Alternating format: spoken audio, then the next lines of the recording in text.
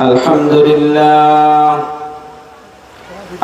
لله نحمده ونستعينه ونستغفره ونؤمن به ونتوكل عليه ونعوذ بالله من شرور أنفسنا ومن سيئات أعمالنا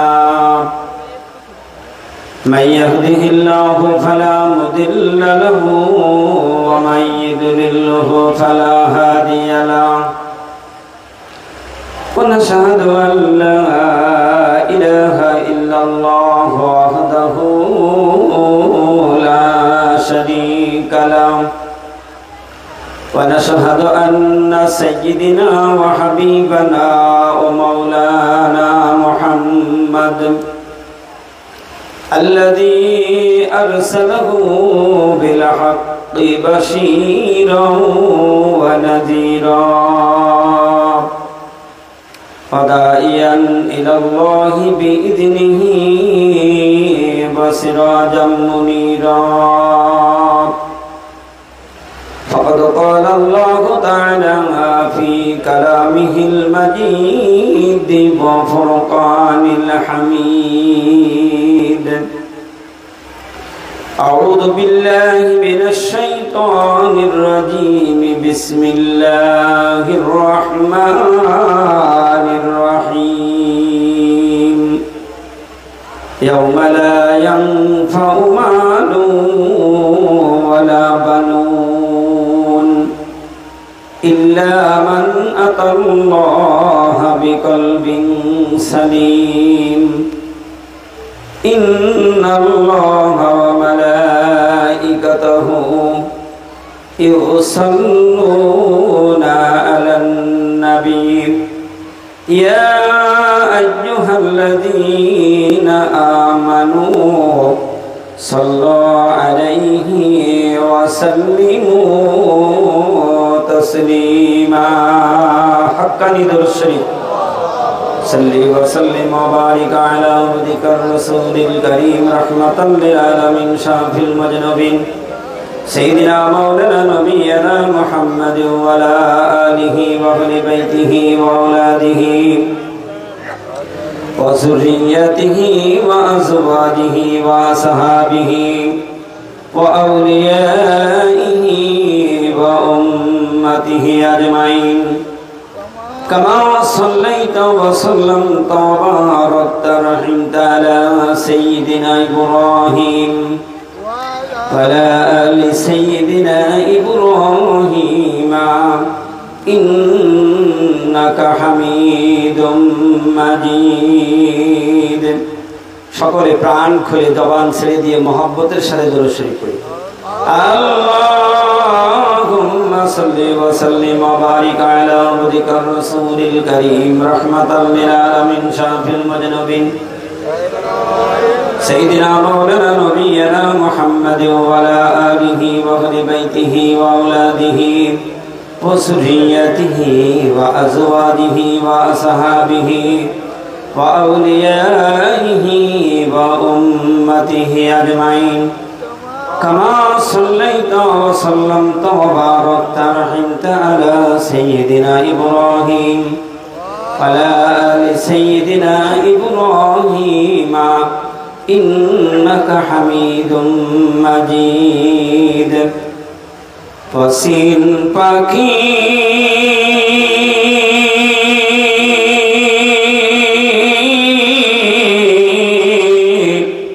পাখিরে আমার যাবি ভোরে খাসা ছেড়ে এই পৃথিবী কইরা সবই পদ অসীন পাখি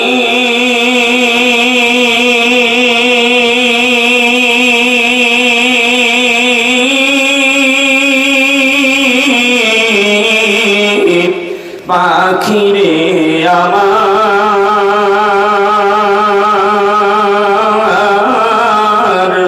যাহাবি ভোরে খাসা ছেড়ে এই পৃথিবী কইরা সবই পর। যতন করে রেখেছিলাম এই বুকের ভিতরে,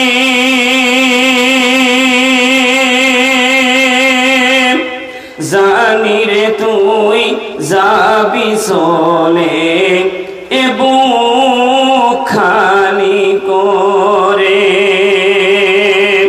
ফেলবে শুধু চোখের পানি, ফেলবে শুধু চোখের পানি, কাঁদবে নিরন্তর,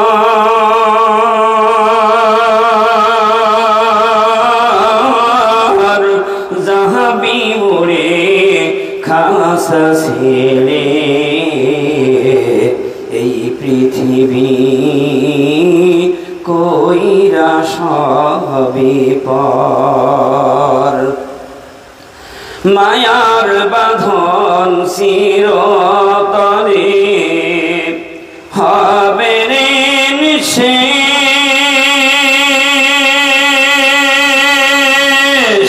দুদিন পরে মুছে যাবে, দুদিন পরে মুছে যাবে মায়ার যতরে, পড়ে রবে দেহ খাসা, পড়ে রবে দেহ খাসা, শুধু বালু ঝড়, যাবি উড়ে খাসা ছেড়ে এই পৃথিবী কইরা সবই পর, এই পৃথিবী কইরা সবই পর। হাক্কানি দর্শন নসল্লি ওয়া সাল্লিম ওয়া বারিক আলা ওয়াজহিকার রাসূলিল কারীম রহমাতাল লিল আলামিন শাফিল মুজনাবিন সাইয়্যিদিনা মাওলানা নবিয়্যিনা মুহাম্মাদ ওয়া আলা আলিহি ওয়া আহলি বাইতিহি ওয়া আওলাদিহি ওয়া যুররিয়্যাতিহি ওয়া আযওয়াজিহি ওয়া আসহাবিহি ওয়া আউলিয়াইহি ওয়া উম্মতিহি আজমাইন, কামা সাল্লাইতা ওয়া সাল্লামতা ওয়া বারাকতা রাহিমতা আলা সাইয়্যিদিনা ইব্রাহিম ওয়া আলা আলি সাইয়্যিদিনা ইব্রাহিম ইন্নাকা হামিদুম মাজিদ। মুআজ্জাজ মুহতারাম উপস্থিত উলামায়ে কেরাম, উপস্থিত অত্র গ্রামবাসী, দূর দূরান্ত থেকে আগত দিনদার দরদি ইমানদার মুত্তাকি ভাই ও বাবাজিরা, পর্দার অন্তর আড়ালে বসা আছে আমার সম্মানিতা মা ও বোনেরা, সকলের প্রতি আবারও দোয়া পাবার আশায় সালাম জানাচ্ছি। আসসালামু আলাইকুম ওয়া রাহমাতুল্লাহি ওয়া বারাকাতুহু। আলহামদুলিল্লাহ, সেই মহান আল্লাহ তাবারক ওয়া তাআলার দরবারে লাখো কোটি শুকরিয়া, সেই মহান মালিক আল্লাহ রব্বুল ইজ্জত আহকামুল হাকিমিন, যিনি আমাদেরকে ভালোবেসে দয়া করে পবিত্র রমজানুল মুবারক মাস বিদায় দিয়ে এই পবিত্র শাওয়াল মাসে আল্লাহ সুবহানাহু ওয়া তাআলা আজকে এই জান্নাতি মজলিসে, কামেল ওলিয়া আল্লাহর মজলিসে, কালাম পাকের মজলিসে, হিদায়াতের মজলিসে, আলোর মজলিসে, গুনাহ মাফ করার মজলিসে যেই মহান মালিক আল্লাহ সুবহানাহু ওয়া তাআলা, যিনি আমাদেরকে আজকের এই পবিত্র মজলিসে আসার সুযোগ করে দিয়েছেন, এই জন্য সকলে সেই মহান মালিক আল্লাহ রব্বুল ইজ্জত আল্লাহর দরবারে কালেমাত শুকর আদায় করছি। সকলে বলি আলহামদুলিল্লাহ। আমরা যেরকমের মানুষ সেরকমের প্রশংসা হয় নাই, আবারও সকলে বলি আলহামদুলিল্লাহ। শুকরিয়া আদায় করলে খুশি হয় কে? কথা বলেন না কেন? কে খুশি হয়? আপনাদের জবান খোলাকে নিষেধ আছে নাকি? কথা বলেন না কেন? এই মজলিসে বসে যদি একবার সুবহানাল্লাহ বলতে পারেন তাহলে কি হবে জানেন? আপনার আমলনামার 10টা গুনাহ মাফ হবে, 10টা নেকি হবে। আর ফেরেশতা দিয়ে আল্লাহ রাব্বুল আলামিন জান্নাতের ময়দানে একটা বীজ বপন করে দেবে, সেই বীজ থেকে একটা গাছ তৈরি হবে। আর ওই গাছটার ছায়া কতটুকু হবে আল্লাহ রসুল বলেছেন, সবচেয়ে শক্তিশালী ঘোড়া নিয়ে যদি ওই গাছের ছায়া অতিক্রম করতে চাই তাহলে 500 বছরের রাস্তার দরকার। তাহলে হাক্কানি আঞ্জুমান আজান গাছী রহমাতুল্লাহ আলাইহি তিনি যেই মজলিসটা কায়েম করে গিয়েছেন, এই মজলিস হলো জিন্দেগির পরিবর্তন করার একটা মজলিস, মানুষের পবিত্র বানাবার একটা মজলিস। অর্সিকুলের ব্যাপারে মাওলানা সাহেব দীর্ঘক্ষণ যে আলোচনা করেছেন, আমি কিন্তু ওই রকমের কোনো আলেমও নই, মুফতি নই, মুহাদ্দিস নই, নালায়েক গুনাহগার, একটা আলিফের জ্ঞান নেই। শুধু মুর্শিদের হুকুম, মুরব্বীদের আদেশ পালনার্থে আপনাদের সামনে অল্প কিছু সময় নিয়ে দাঁড়িয়েছি। এর মধ্যে যদি আল্লাহ সুবহানাহু ওয়া তাআলা দু একটি কথা যদি বলার সুযোগ করে দেন তবে সম্ভব, নইলে আমার নিজের কোনো ক্ষমতা নেই। কারণ এই মজলিস অত্যন্ত দামি মজলিস। সুবহানাল্লাহ বলবেন না? না আপনারা আরো যাদের সামনে খালি হয়েছে আপনারা সরবেন না এদিকে, যাদের সামনে খালি হয়ে গেছে আগে আসুন না। আরে বাবা আসুন না, মিস্টার ইবলিস খুব ঘুরছে, বসার জন্যও জায়গা খুঁজছে, কিন্তু যার সাথে সম্পর্ক হবে সে কিন্তু তার জায়গা করে দেবে। ঠিক কিনা জোরে বলুন, কথা বলেন না কেন? তাহলে যার পাশে জায়গা খালি থাকবে তার পাশে এসে এতক্ষণ পর্যন্ত মাওলানা সাহেব বয়ান করেছেন, হয়তো এখন আপনাদের আর শুনতে ভালো নাও লাগতে পারে। এই জন্য অল্প কিছু সময় আমি আপনাদের সামনে দাঁড়িয়ে একটু দোয়া নেব। এই জন্য যার সামনে খালি জায়গা, চাচা নড়ছে না, ওই যে ওই রঙিন জামা গায়ে রঙিন টুপি আছেন, আপনার সামনে অনেক খালি জায়গা, ওইটা পেছনে তাকাচ্ছে, সামনে না গিয়ে পিছনে তাকাচ্ছে। তার মানে যায় কি যায় না বলা যায় না, সামনে আগিয়ে নিয়ে আবার কোন বিপদ তুলে দেয় তার ঠিক নেই। কথা বলেন না কেন? আরে বাবা আল্লাহ রসুল বলেছেন 3 জায়গায় কেউ ফাঁকা করবে না। কয় জায়গায়? 1 নম্বরের জায়গা হলো বান্দা যখন নামাজের কাতার করে দাঁড়াবে, আমি প্রায় মজলিসে বলি কেন নয় সাইজ হয় না, কাতারে দাঁড়াবে তখন কাতারের মধ্যে কোনো ফাঁকা রাখা যাবে না। ফাঁকা রাখলে ওইখানে মিস্টার ইবলিস ছিলেন তো, যার কারণে আজকে আমরা দুনিয়ায় বসবাস করছি। অসওয়াসা দিয়ে মা হাওয়ার আদম আলাইহিস সালামকে জান্নাত থেকে নামিয়ে দিয়েছে। ঠিক না বেঠি? কথা বলেন না কেন? তাহলে আমার আপনার বাবা মার 35 ভিটা কোথায়? বলতে হবে মুখ খুলে, মুখ বুঝে বসে থাকতে দেবো না। একটা কোথায় ভিটা কোথায়? তাহলে আমরা সেই ভিটার দখল করতে চাই কি চাই না? আচ্ছা দুনিয়ার যদি আজকে এই জমাদার বাড়ি আমরা এসেছি, ওনার আহাল বায়ের যারা আছে ওনার পরে যদি ভিটা অন্য কেউ দখল করতে চাই সহজে ছেড়ে দেবে? লাঠি সুটা জেল জরিপানা হোক, মার্ডার হয়ে যাক, বাবার ভিটা ছাড়বে কিনা? ছাড়বে। কথা বলেন না কেন? ছাড়বে। তাহলে আমরা তো সেই আদমের সন্তান, তাহলে আমরা জান্নাতের ভিটা দখল করতে চাই না? কারা চাই? কেউ?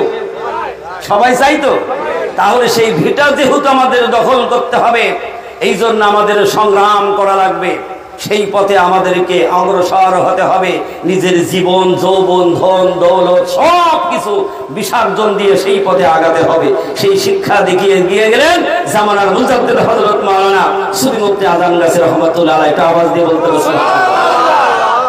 এই জন্য আমরা শয়তানকে কখনো আশ্রয় দিব না। কথা বলেন না কেন?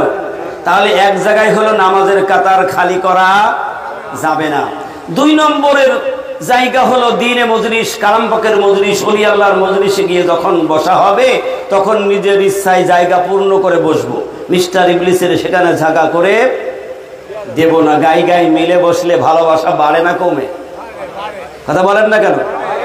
কিন্তু একজন আরেকজন যদি মনে করে দূর আমার সামনে রিক্সাওয়ালা বসেছে, আমি ওর পিছনে গায়ে গায়ে লাগাই কেমনে, আমি একটা বড় অফিসার, এরকমের করা যাবে? রসুল শিখিয়ে গেলেন এটা কোন জায়গায় জানেন? নামাজের কাতারে শিখিয়ে দিলেন। কে রিক্সাওয়ালা, কে ঠেলা গাড়িওয়ালা, কে দিনমজুরি, কে ব্যারিস্টার, কে উকিল, কে মুখতার, কে হাকিম নামাজের কাতারে দাঁড়িয়ে যাবে। সিজদায় গিয়ে যদি পেছনে রাষ্ট্রপতি থাকে আর সামনে যদি একজন নাদান গোলাম থাকে, তার পা যে যদি ওর মাথায় লাগে সিজদা অবস্থায়, ওর বলার হুকুম নেই যে বেটা তুই আমার মাথায় লাথি মারলি কেন? ঠিক না বেঠিক? কথা বলেন না কেন? ও বলবে যে বেটা তুই সিজদার মধ্যে গিয়ে তোর পা আমার মাথায় লাগছে। কেন বলে না জানেন? আল্লাহর নবী বিশ্ব নবী বলেন দুনিয়ার মানুষ যখন নামাজে দাঁড়িয়ে গিয়েছে, কে রাজা কে বাদশা কে প্রজার ভেদাভেদ নেই, সমস্ত মানুষগুলি এক আল্লাহর গোলাম হয়ে গেছে। সব মানুষগুলি গোলাম হয়ে গেছে কার? জোরে বলুন কার? কারণ আল্লাহর গোলাম সবাই, এই জন্য ওখানে আর উঁচু নিচু থাকে না, সব সমান। জোরে বলুন না সুবহানাল্লাহ। দিনে মজলিসে যখন গায়ে লেগে বসবো, তখন হিংসা বিদ্বেষ আমাদের অন্তর থেকে দূরে সরে চলে যাবে, অহংকার ফখর দূরে চলে যাবে। এই জন্য রাসূল বলেছেন, দিনে মজলিসে গায়ে লেগে বসো, জায়গা খালি করে রাখবে না, ওখানে মিস্টার ইবলিস এসে ধোঁকা দেবে। 3 নম্বরটা থেকে যাক নাকি? আল্লাহর নবী বলেন 3 নম্বরের জায়গা হলো স্বামী আর স্ত্রী যখন এক বিছানায় ঘুমাতে যাবে, মাঝখানে কোনো বর্ডার চলবে না। কি চলবে না? অনেক আছে বলে কোল বালিশটা মাঝখানে, তো তুই ওদিকে থাক আমি এদিকে থাকি। রাসূল বলেছেন না, ওখানে কোনো বর্ডার চলবে না। যদি বর্ডার করেছো, মিস্টার ইবলিস মাঝখানে এসে ষাট হবে, দুজনার মধ্যে ধোঁকা দেবে। সকালবেলা ঘুম থেকে উঠেই গন্ডগোল তৈরি হয়ে যাবে। একজন আর একজনের কথা শুনতে পারবে না, একজন আর একজনের দেখতে পারবে না। নবীজি বলেছেন, যদি রাতের মধ্যে তাদের ভালোবাসা মহব্বত তৈরি হয়, সারাটা দিন ওই ভালোবাসা মহব্বতে দিন কেটে যাবে। আর রাতে যদি কথা না বলে, সকালবেলা ডাক পেতাও রাগে সাথে কথা বলেন না কেন? রাগ করলে কিছু করার নেই, কিছু কথা শুনতে হবে। দুনিয়ার সমাজ আজকে এমন হয়ে গিয়েছে, স্ত্রীদেরকে মানুষ মনে করে বাড়ির একটা গোলামি। কথা বলেন না কেন? মনে করে চাকরানি নিয়ে এসছি, মনে যা ইচ্ছা তাই বলে। তো ওই জায়গায় কি খালি করা মনে থাকবে তো? কিন্তু অনেকে আবার মনে করছে, হুজুর এখন অনেক বুড়ো দাদা টাদারা যারা আছে, তাদের যদি ওটা না থাকে, তাহলে ও বিছানায় কার নেবে? একাকি তো শুতে হবে নাকি? ওদের আলাদা, যারা আছে সে খালি করবে না। মাসালাটা মনে রাখবেন। তো কথা হলো, আজকের এই মজলিস আসমান আর জমিনের মধ্যে সবচেয়ে শ্রেষ্ঠ মজলিস। কেন দামি মজলিস? এই মজলিস হলো কালাম পাকের মজলিস, হেদায়েতের মজলিস। এমন একটা মাস আমরা বিদায় দিয়েছি, যেই মাসের মর্যাদার বয়ান সারা মাস আপনারা শুনেছেন। কথা বলুন, সারা মাস শুনেছেন রমজানের ফজিলত বরকতের কথা, কিন্তু দেখা গেল রমজানের নিজস্ব কোনো ফজিলত নেই, কোনো বরকত নেই। তাহলে নিজের যদি কিছু না থাকে, তাহলে ধার করে তো মানুষ। কথা বলেন না কেন? নিজের বাড়ি না থাকলে অন্যের ভাড়া বাড়ি থাকে, কিন্তু ভাড়া বাড়ি থাকলেও আত্মীয় স্বজন এসে দেখে বা বিশাল ফ্ল্যাট বাড়ি বসবাস করছে। কথা বলেন না কেন? এরকম আছে না নাই? কিন্তু রমজানের বরকত নেই, কিন্তু রমজানের জন্য এত ফজিলত কেন হলো? আল্লাহ সুবহানাহু ওয়া তাআলা সেটা এই কালাম পাকের মধ্যে বলেছেন। আল্লাহ রাব্বুল আলামিন বলেন, শাহরু রমাদান আল্লাযী উনজিলা ফীহিল কুরআন হুদাল লিন-নাস। সুবহানাল্লাহ। আল্লাহ রাব্বুল আলামিন বলেন, এই রমজানুল মুবারক মাসটা এই জন্য এত দামি হয়ে গেল। রমজান মাসে আমি আল্লাহ সুবহানাহু ওয়া তাআলা প্রথম আসমানে মহাগ্রন্থ আল কোরআন নাজিল করেছি। তাহলে বোঝা গেল রমজান মাসের দাম ছিল না, দাম হয়ে গেল কোরআন নাজিল হওয়ার কারণে।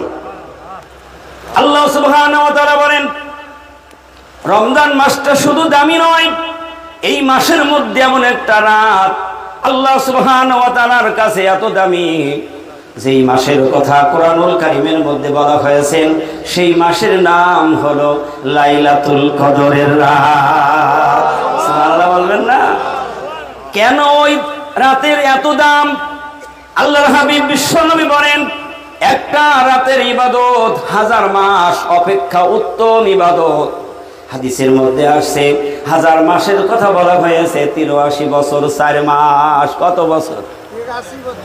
একটা রাতের ইবাদত 83 বছর 4 মাসের সমান ইবাদত হবে একটা রাতে। এই রাতের নিজস্ব কোনো ফজিলত নেই, কোনো দাম এই রাতের নেই। এই দাম আর কেন এসে গেল? আল্লাহ কালাম পাকের মধ্যে সেই কথাটা বলেছে।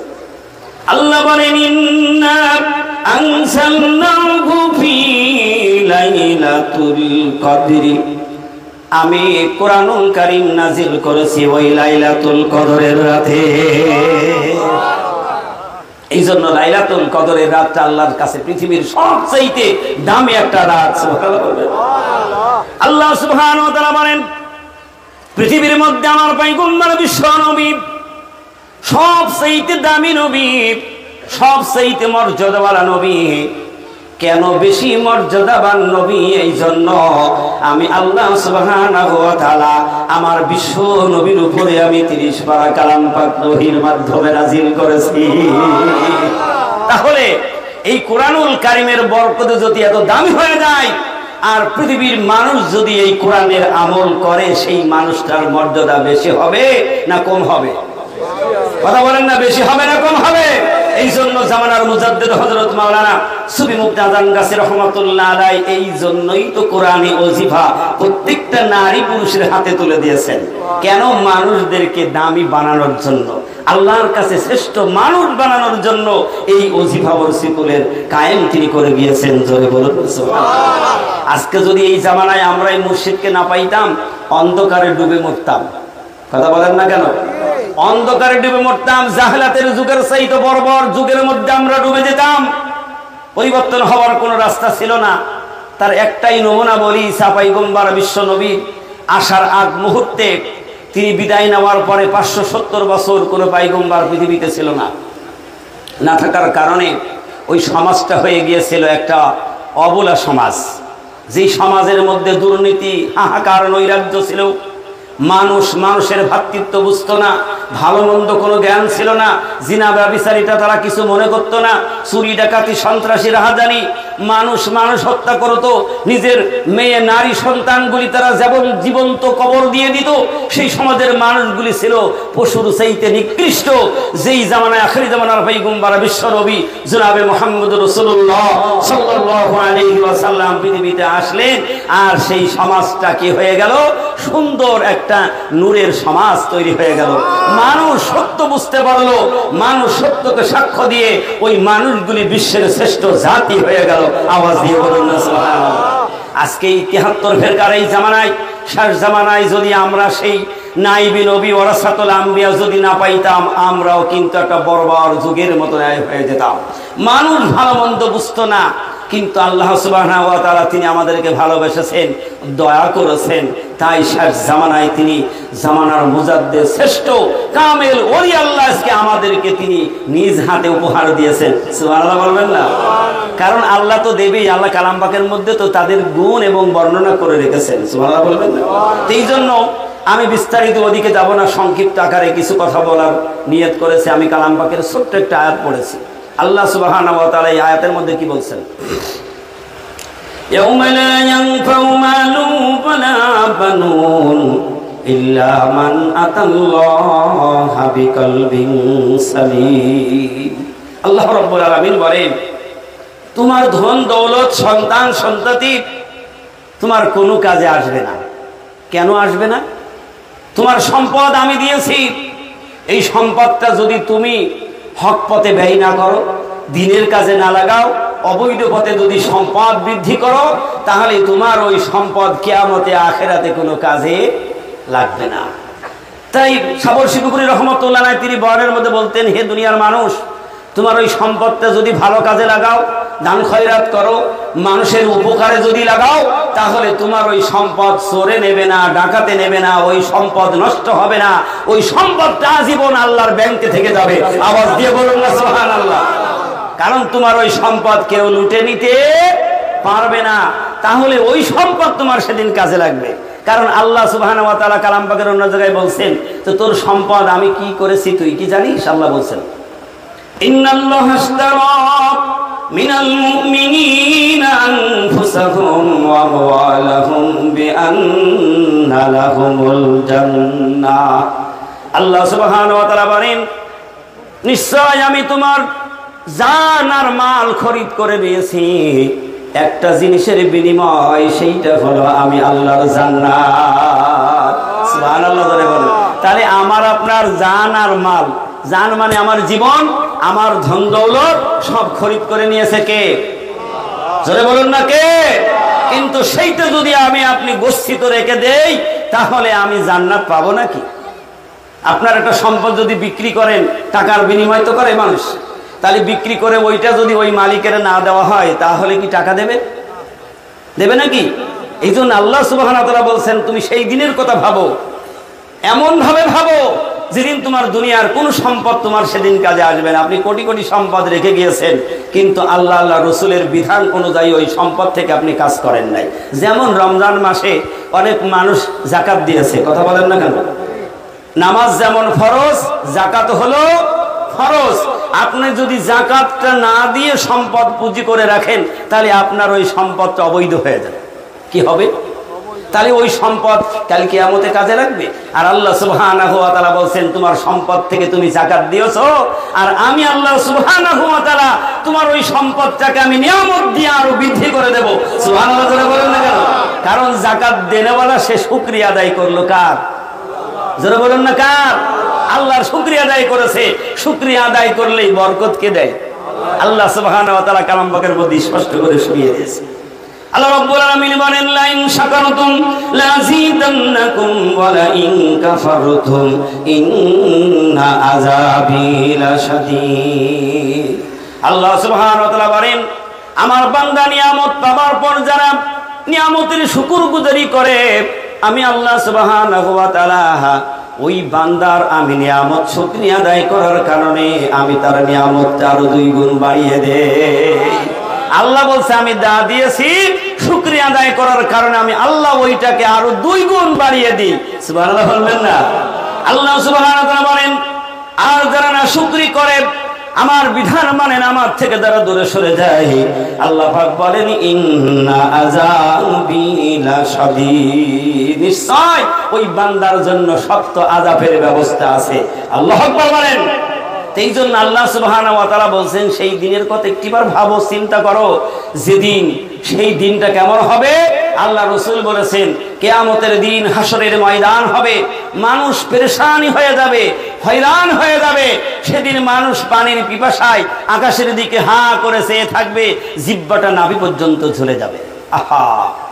আল্লাহ রাসূল বলেন, যারা আল্লাহর শুকরিয়া আদায় করলো, নিয়ামতের শুকরিয়া আদায় করলো, আল্লাহ সুবহানাহু ওয়া তাআলা প্রত্যেকটা নর নারীর জন্য পবিত্র রমজানুল মুবারক মাস দিয়েছিলেন।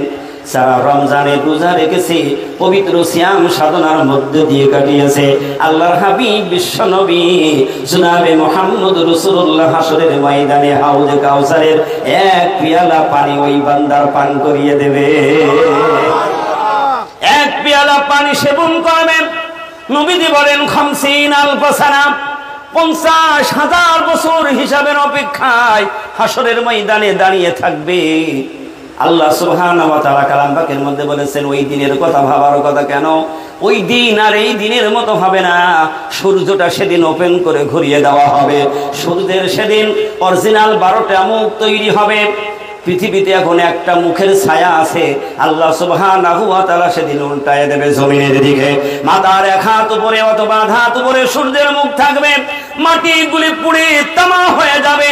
নাফরমান বেঈমান সূর্যের তাপে, নিচের মাটির তাপে মাথার মগজগুলি টকবক করে ফুটতে থাকবে, নাক মুখ দিয়ে বাহির হতে থাকবে। পানির পিপাসায় চিৎকার মারবে, আল্লাহ 1 পেয়ালা পানি যদি পাইতাম, ক্ষুধা নিবারণ হয়ে যেত, পিপাসা নিবারণ হয়ে যেত। যারা শুকরিয়া আদায় করে নাই, নাফরমানি করেছে, আল্লাহর হুকুম মানে নাই, আল্লাহ তাদেরকেও খাবারের ব্যবস্থা করবেন। পানি যখন যাবেন, ফুটন্ত গরম রক্ত নাপাক পানিগুলি তাদেরকে খেতে দেওয়া হবে। 1 ঢোক খাবার সাথে সাথে যারা আল্লাহর নাফরমানি করেছে, দুশমনি করেছে, 1 ঢোক খাবার সাথে সাথে বডির মধ্যে যা থাকবে সবগুলি গলে পচে পিছনের রাস্তা দিয়ে সব বাহির হয়ে যাবে। নাউজুবিল্লাহ বলে। আর যারা আল্লাহর হুকুমের গোলামি করলো, আল্লাহ সুবহানাহু ওয়া তাআলা বলেন, যারা আমার শুকরিয়া আদায় করেছে, হুকুম মেনেছেন, তাদেরকে আমি আল্লাহ নিয়ামত দিয়ে পরিপূর্ণ করে দেব। 2 জন মানুষ মুসা আলাইহিস সালাতু ওয়াস সালামের কাছে গিয়ে উপস্থিত হয়েছেন। কয়জন? 2 জন। একজন একেবারে গরীব, তার কিছু নেই, ঘর নেই, বাড়ি নেই, টাকা পয়সা নেই। আর একজন ওই জামানার সবচেয়ে জমিদার ধনী মানুষ। তো 2 জনে দাঁড়িয়ে আছেন। আল্লাহর পয়গম্বর মুসা, আপনারা কষ্ট পাচ্ছেন?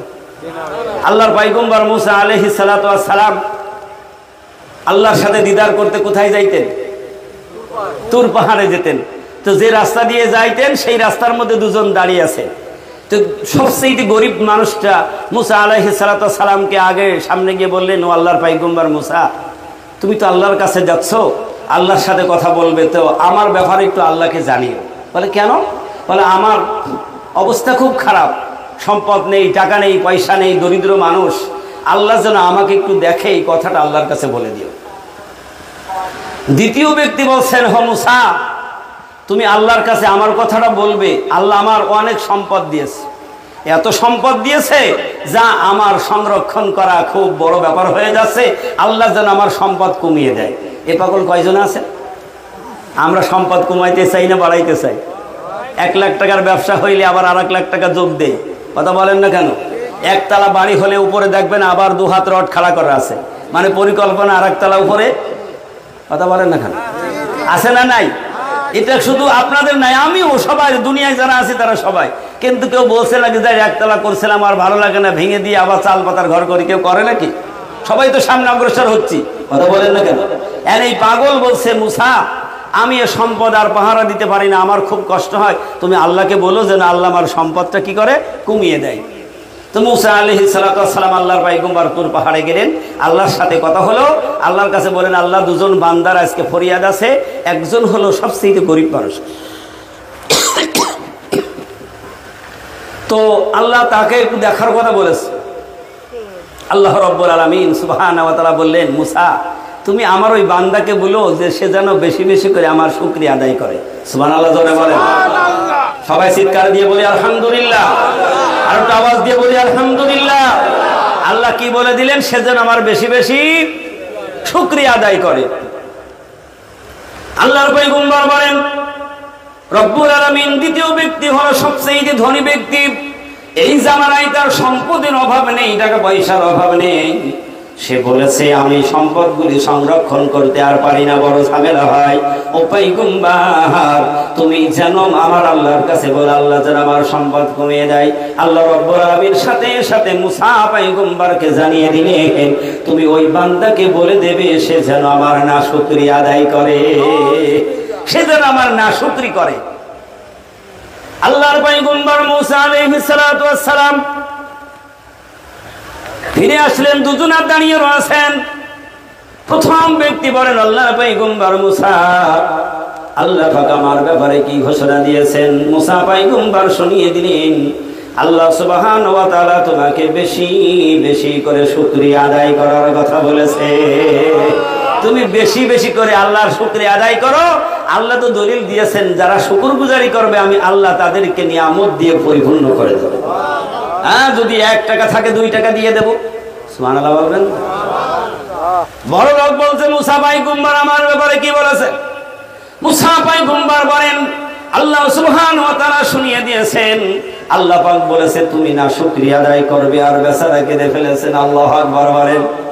যারা আল্লাহর শুকরগুজারি করা বান্দা, ওই বান্দা আল্লাহর শুকরিয়া আদায় না করে থাকতে পারে না, আল্লাহর গুণগান না করে সে থাকতে পারে না। আল্লাহকে সে কখনো ভুলবে না, তার মাথায় লাঠি মারলেও সে আল্লাহর পথ থেকে সরে যাবে। কথা বলুন, সরে যাবে। বেচারা কেঁদে ফেললেন। জবাবে বলেন, আল্লাহর পয়গম্বর মুসা, আমার যে সম্পদ আল্লাহ দিয়েছে এর চাইতে যদি 1000 গুণ সম্পদ যদি বেড়ে যায়, তবু তো আমি আল্লাহর না শুকরি করতে পারবো না। সুবহানাল্লাহ বলেন। তাহলে আজকের এই রাত থেকে কাল পর্যন্ত এই শাবল সিংহপুর একটা নিয়ামতে পরিপূর্ণ হয়ে গেছে। ধরে বলুন না সুবহানাল্লাহ। আর আমরা যেই জায়গায় যে জমিনে এসেছি, এই শাবল সিংহপুর হলো কামেল ওলি আল্লাহর সুহবতের একটা জায়গা। সুবহানাল্লাহ বলবেন না? কারণ কামেল ওলি আল্লাহর পদধূলি এই জমিনে আছে। আল্লাহু আকবার বলেন। আল্লাহু আকবার জোরে বলেন। কারণ সেই পদধূলির কারণে আজকে নূরের বাতি জ্বলে গিয়েছে এই শাবল সিংহপুরী। জোরে আওয়াজ দিয়ে বলুন না সুবহানাল্লাহ। সেই সুবি শাবল সিংহপুরী রহমাতুল্লাহ আলাইহ যেই জন্মভূমিতে আমরা আসার সুযোগ পেয়েছি, এটা কি নিয়ামত নয়? কথা বলুন না কেন? এটা নিয়ামত নয়? সবাই কামেল ওলি আল্লাহ ডাকে আসতে পারে না, যেমন রসুলের ডাকে সবাই আসতে পারে নাই। কাছেই বাড়ি ছিল আবু জেহেলের, উতবা সাইবা মুগিরা এসেছিলেন না, বিরোধিতা করেছিল? কথা বলুন না কেন? এখনো সমাজে এমন কিছু আছে যে ওলি আল্লাহর বিরোধিতা করে। কথা বলেন না কেন? কথা বলুন না কেন? ওলি আল্লাহদের সাথে দুশ্মনী করে, তাদেরকে দেখতে পারে না। কিন্তু ওলি আল্লাহরা নিজে এসেছেন না আল্লাহ এনেছেন? কে বলেন? কে এনেছেন? তার কারণ আল্লাহ তো ১৫০০ বছর আগে কালাম পাকের মধ্যে ওলি আল্লাহর কথা পরিষ্কার করে বলে রেখেছেন, সুবহানাল্লাহ বলবেন না?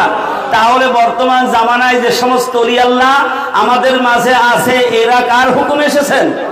আওয়াজ দিয়ে বলতে হবে, কার হুকুমে? তাহলে এই ওলি আল্লাহর সাথে যারা দুশমনি করবে, আল্লাহ নিজে বলছেন, মান আদালি ওলিয়ান ফাকাদ আযানতু বিল হারব। হাদিসে কুদসির মধ্যে আল্লাহ বলেছেন, আমার বন্ধুদের সাথে যারা দুশমনি করে, আমি আল্লাহর পক্ষ থেকে তাদের জন্য যুদ্ধের ঘোষণা রইল। নাউজুবিল্লাহ জোরে বলো। এই জন্য ওলি আল্লাহকে মানি আর না মানি, দুশমনি করলে কিন্তু খবর আছে। কথা বলেন না কেন? দুশমনি করলে খবর আছে। তুমি যত বড়ই হও না কেন, ওলি আল্লাহর সাথে দুশমনি করেছো, তোমার ওই বড়ত্ব ভাঙ চুর করতে আল্লাহর 1 সেকেন্ড সময় লাগে না। কথা বলুন না, ঠিক না বেঠে? এই জন্য আজকে আমাদের বলন্দ নসিব, আজকের যে একটা রাত, এই রাতটা আমাদের জন্য বিশাল একটা নিয়ামতের রাত, সুবহানাল্লাহ বলবেন না? আর কালকে সকাল থেকে মুর্শিদের জন্মভূমিতে সেই পাক নজরুল শুরু হবে। আমি দেখেছি আর একটা কথা বলতে চাচ্ছি, এই জন্য যে মুর্শিদের দরবারে এসে আমরা অনেক সময় বাজারে গিয়ে ঘুরি। কথা বলেন, অনেক মানুষ ফুচকা খেয়ে